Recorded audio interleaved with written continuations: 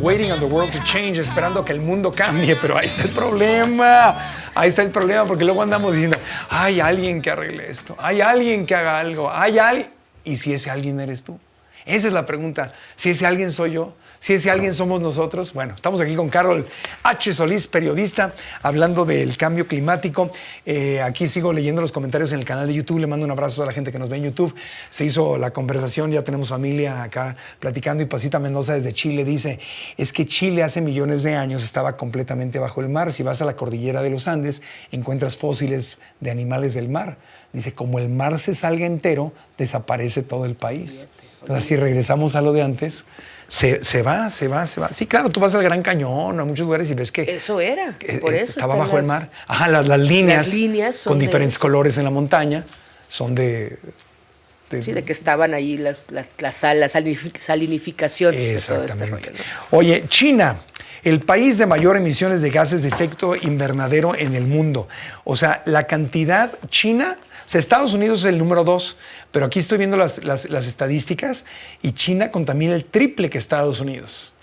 Y China, ya el 38% de su energía es de generación eléctrica. Y aún así, es que son un montón. Claro, son un montón. Imagínate si no lo estuvieran haciendo. Por eso estamos viendo ese boom de autos eléctricos en México chinos, porque ellos allá pues están... Ya le cambiaron a están preocupados. País número 1 en contaminación de gases de efecto invernadero, China. Número 2, Estados Unidos. Número 3, la India. Y el 4, la Unión Europea. Si juntas a todos, a los 27 países de la Unión Europea, todos juntos son el número 4. Todos juntos. México está, si tomamos en cuenta a la Unión Europea como si fuera un país solito, México sería el número 12. Estamos abajito de Canadá, luego sí Corea del Sur, Turquía, Australia, etcétera, etcétera. Pero bueno, ahí está el tema. Oye, tú tienes unas estadísticas muy importantes de la opinión de la gente. Tengo, ¿no?, esa estadística que tiene que ver con esto que platicábamos, ¿no? De que si desde la presidencia se habla de la existencia del cambio climático, por lo menos de la existencia, sí permea a la sociedad, ¿no? Lo que tú veas ahí, lo que se habla importa. Entonces hay encuestas internacionales del 2022 y 2023 que dicen que los ciudadanos preocupados por el cambio climático causado por actividades antropogénicas, o sea, por nosotros, las personas, en México es el 92% de los encuestados, es altísimo. Altísimo. Y en comparación al 63% de los estadounidenses, por ejemplo. Y de las personas, de estas mismas encuestadas, que creen que el cambio climático es un problema importante para su país, que se debe de abordar como una prioridad, en México el 88% cree que debe ser una prioridad y en Estados Unidos el 58%. Fíjate cómo impacta lo que se dice desde el poder. Estados Unidos tiene un presidente que niega el cambio climático, se acaba de salir de los acuerdos, él no va a hacer nada de esto. Entonces, por supuesto que la ciudadanía piensa que entonces podrá tener es un ardid de algunos para hacernos pensar que lo estamos viendo. El presidente tiene mucho que ver, pero también hay todo un aparato. Todo el Partido Republicano lleva años negando el cambio climático y tienes cadenas como Fox News, que son muy populares, y estaciones de radio, o sea, enteras, medios de comunicación, periódicos, radio, televisión, cadenas de cable, un partido político poderosísimo que niega el cambio climático. Y ahí vemos la consecuencia. Claro. Aquí en México, pues, no sé, el PAN, que es la derecha, no niega el cambio climático, que yo sepa, ¿verdad? Pues no. No, o sea, una cosa es que no tengan acciones, o como decíamos del gobierno anterior de Andrés Manuel, que no tuvo ninguna acción, incluso retrocedió en algunas de las acciones que habían avanzado, pero nunca dijo que no existiera, ¿no? Por lo menos. Claro. Ese es un punto. Y la otra estadística que te quiero compartir, porque viene ahí algo interesante, es la contaminación climática en México proviene predominantemente de 3 sectores. El transporte, que es el 30%, la energía el 29% y la industria el 27%, muy cerquitas todos. El transporte. Ciudad de México tiene una cantidad abrumadora de carros y eso no lo puedes negar. Es decir, no puedes decir que no existe, que hay un montón de carros que están contaminando. Pero México, Guadalajara, Monterrey, que ya tienen tráficos terribles. Terribles. A mí en Guadalajara me ha tocado hacer 2 horas del aeropuerto al hotel, a donde voy. Monterrey, bueno, está... No, ni me digas. Monterrey está increíble. Está en caos. Nuestra queridísima Mérida, por ejemplo, ya el tráfico se empieza a poner pesado.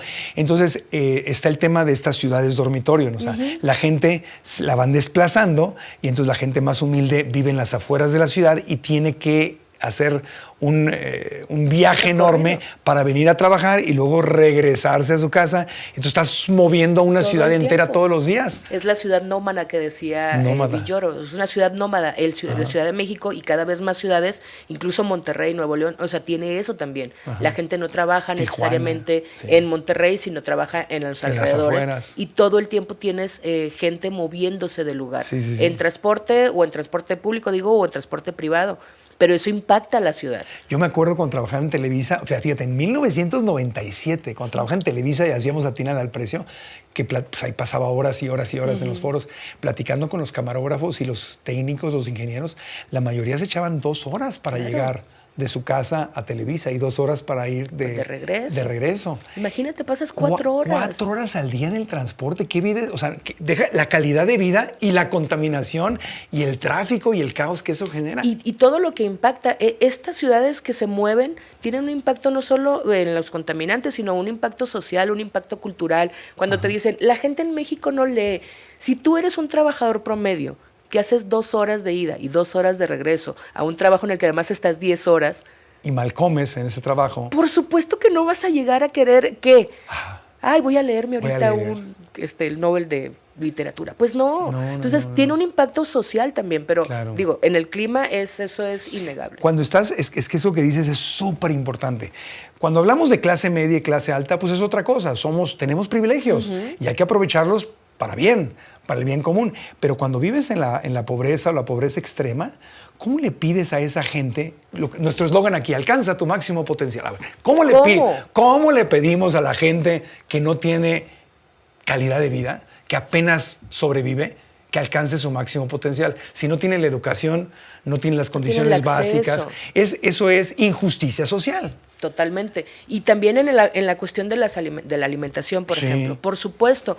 Lo hemos visto, es como si desayunas esta proteína que es vegetal y no animal, te puede ayudar un montón. Ajá. ¿Y cómo? ¿Pero cómo? O sea, ¿de dónde la saco?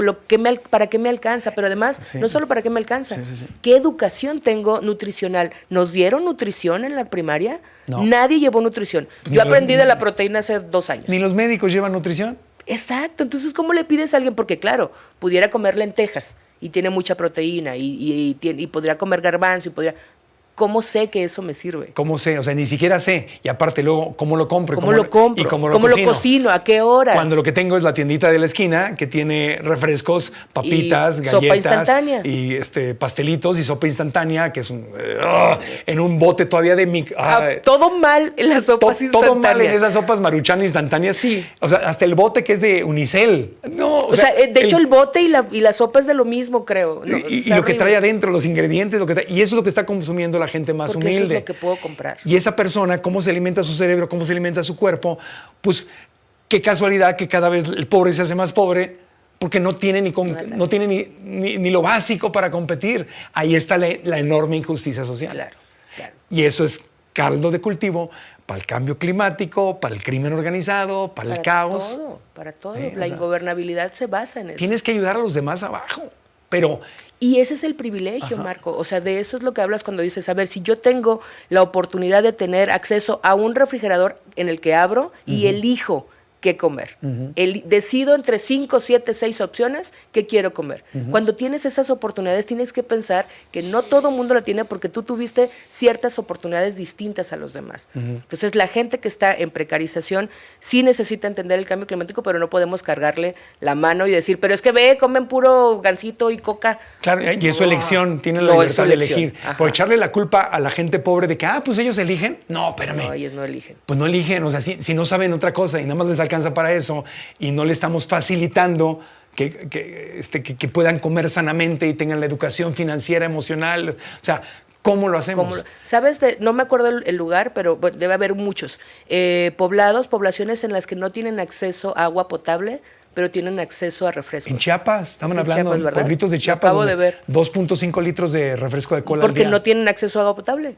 Claro. Pero tienen acceso a refresco. Entonces, ¿qué comes? ¿Qué tomas? Pues refresco. Y lo que te hace el refresco en el cuerpo, en los dientes, en los huesos. Y eso, aparte del sufrimiento enorme de la gente y la pobreza y el cambio climático que genera, lo que le cuesta al gobierno. Aparte. Porque es un problema de salud después. El rector de la UDG, cuando estuvimos transmitiendo el programa en Guadalajara, decía, le saldría más barato al gobierno regalar comida sana que estar pagando enfermedades crónico-degenerativas en los hospitales. Pero fíjate cómo es un cambio de política pública. Claro, pero como el resultado no se va a ver en un año, o sea, si tú empiezas a gastar dinero en nutrir bien a la gente, en educar bien a la gente y todo, es un cambio que se va a ver en 10 años, en 20 años. Y en la política quiere resultados ¿Cómo ahorita. lo capitalizas tú políticamente? Si van a decir, ¿por qué está invirtiendo en esto?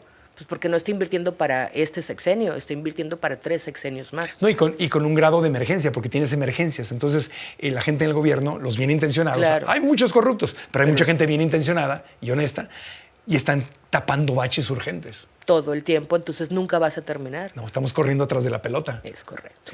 Exactamente. ¿Y qué tiene que ver esto con el cambio climático? Pues todo, porque al final de cuentas tiene que ver con lo que impactamos, con lo que vemos, con lo que decimos, con lo que consumimos. Y con estas acciones que es las que hemos hablado mucho, Marco, acá de que pensamos que nosotros solos no podemos hacer. ¿De qué me sirve bañarme en 3 minutos si las grandes empresas están sacando agua en el pueblo? ¿De qué me sirve hacer yo esto? Pues es que sí sirve, porque al final de cuentas una cosa no invalida a la otra. Yo siempre digo el sí y además. Claro. Sí hacer lo mío y además seguir exigiendo políticas y además exigirle a la empresa, ¿no? Claro. Ahora, hay mucha gente que nos escucha que no está en la pobreza extrema ni que tampoco está en la pobreza. O sea, ya hablamos de esa gente, ¿no? Pero habemos mucha gente que tenemos el enorme privilegio de ser clase media o más alta. Y en este programa nos escucha mucha gente de clase media y más alta. Entonces, nosotros sí tenemos privilegios y sí podemos elegir. Exacto. Entonces, ¿qué podemos hacer? Los que sí podemos elegir, ¿qué podemos hacer por el bien de todos? Yo creo que primero empezar a ser conscientes de que lo que hacemos impacta. Es decir, si yo dejo de comer... Siempre hablamos de los veganos y ya ves que luego dicen, es que los veganos están aquí adoctrinándonos todo el tiempo, ¿no? Ajá. Yo todavía no soy vegana, estoy transicionando, no quizá a ser vegana finalmente, pero sí estoy bajándole a muchos consumos, estoy siendo más consciente. Es que yo creo que hasta el término vegano lo deberíamos desechar porque trae tanta carga. Carga, mucha. O sea, hablemos de una dieta, de la dieta de la milpa, de la dieta mediterránea, de la dieta basada en plantas. Eso me gusta. Eso dieta está mucho basada mejor. en plantas. Sí. Porque sí, trae un estigma, trae una carga, y la gente lo ve, como lo decíamos ahorita, como si te regañaran los veganos, ¿no? Es que me regañan. No es que te regañen. Es que tú tienes acceso a ser consciente de qué te comes, de qué te alimentas, de dónde compras, de qué cosa consumes, ¿no? Entonces yo creo que una sería esa, el ser consciente de lo que estamos consumiendo, el entender que sí impacta. Imagínate si todos le bajáramos, por ejemplo, al consumo de carne, y estamos hablando de la gente que tiene posibilidades de comer carne. Pero especialmente la ultraprocesada. Bajarle una vez a la semana. Ajá. Empieza con una vez a la semana, nada más vas a comer una vez a la semana. Sí. Y es un montón de gente que ha decidido que solo va a comer una vez a la semana. Es que si te brincaras empezando con una vez al día, una comida de mis 3 comidas principales del día, no va a llevar... una comida del día va a ser basada en plantas. Ahí está. Sería el 33% de tu dieta. De tu dieta, y eso sería un cambio enorme. Porque nosotros hacemos las políticas de las empresas. Si una empresa ve que dejas de consumir carne, ¿qué va a hacer? Sí. Pues va a tener que fabricar otra cosa o hacer otra cosa, ¿no? Sí. Entonces, eso también tiene que ver con este impacto, ¿no? Con qué decido comer yo, que puedo tener la decisión de comer. Le bajas un día y al día siguiente le bajas a otras 2 cosas y en sí vas... Y dejo de usar botellas de plástico, de un solo uso. Y voy haciendo cositas, que ya sabemos, una cosita más otra cosita. Sube tu bote de agua a la regadera para que mientras sale el agua caliente, no estés tirando el agua, que te empiece a dar que te empiece a alarmar el hecho de pensar que abríamos la regadera, gente que todavía lo hace, supongo, que abres la regadera y esperas a que salga el agua caliente. Claro. Y el agua tirándose, ¿cómo no te da ansia? Pon un bote y ese bote úsalo para lo que sigue en la casa, ¿no? O sea, empezar a hacer esas pequeñas cosas sin dejar de exigir al Ahora, fíjate, el tema de la alimentación hay que ponerlo en proporciones, porque sí está bien, hay que ahorrar agua cuando nos vayamos, pero una comida basada en plantas es como 30 días de no bañarte. Entonces, ahí del impacto. Entonces, las proporciones, o sea, una comida sin carne, o sea, o sin ingredientes de origen animal, es como no bañarte 30 días. Entonces, hagámoslo de la cubeta y ya le sumas. Y súmale el otro y vamos a impactando más. Otra de las cosas que yo pensaba hace rato que veía el tema, creo que habemos muchas personas que no sabemos, por ejemplo, cómo hacer un cambio de ley, una propuesta de ley, ¿no? O cómo hacer una protesta. No somos de las que organizamos la protesta. Bueno, súmate a la gente, a los colectivos, las colectivas, las asociaciones, fundaciones que ya están haciendo cosas. Ya te adelantaron el camino. Sí. Ya hay un montón de gente que ya solo te pide firma. Claro. Ya tú no tienes que hacer todo lo demás. Esta fundación ya hizo todo. Como Greenpeace, Igualdad Animal, Come Conciencia. Hay un montón de organizaciones. Hay un montón. Súmate a ellas que ya te hicieron la chamba de hacer una propuesta de ley, que ya te hicieron la chamba de ir a proponer cosas, y ya solo te piden que firmes o que compartas o que les acompañes cuando ellos organizan una marcha. O que dones, porque la gente algo. que está ahí son voluntarios y apenas sobreviven. Y eso va a ayudar. Y te va a quitar el estrés de yo no puedo organizarlo todo. No lo organizas todo. No te toca. No todos somos buenos para todo. Sí. Y ya es un pequeño cambio. Yo ya lo he compartido este año. Descubrí una tiendita donde detergente, shampoo, acondicionado, todo, en botellas de vidrio y voy y me las rellenan. Y ya, ese es mi pequeño gran cambio para todo el año. Pero eso, valorar las pequeñas, las pequeñas acciones de verdad son importantes. Sí. Yo tengo un grupo acá con mis amistades en Instagram y de repente les digo, en esta semana díganme cuál fue su logro de la semana. Sí. Su pequeño logro. Hoy me desperté. Hoy abrí un Word. Hoy, pequeñas cosas que de verdad nos van a cambiar el día en este momento. Y poquito a poco se van sumando. Carol H. Solís, periodista, redes sociales para seguirte y aprender más de ti, amiga. Carol H. Solís en todas, incluyendo TikTok. Carol H. Solís. Por cierto, tengo un audiolibro que salió esta semana de desplazamiento forzado por gentrificación, y el que sigue es desplazamiento forzado por cambio climático. Entonces es una trilogía, nos están matando, no podemos habitar y nos está tragando el mar. Ya salió. Y está bien impactante la cita. Está fuerte. Yo sé que son temas incómodos, pero ignorar el problema no hace que el problema desaparezca. Es correcto. Y si no lo quieres leer o escuchar, se te va a aparecer. Hablemos de esos temas porque es importante hablar. Exacto. Muchas gracias, Carol H. Solís, por estar con nosotros. Como siempre, buen viaje de regreso a Monterrey. No me roban nada. No. Volvemos para seguir hablando de otros temas interesantes. Hablaremos del desarrollo de la intuición desde el punto de vista de la Ayurveda, y a nuestra productora reina Claudia Alcaraz le vamos a poner una venda y va a ver si puede intuir los colores como lo hace mucha gente ciega, que no puede ver, pero intuye colores. Va a estar interesante. Volvemos.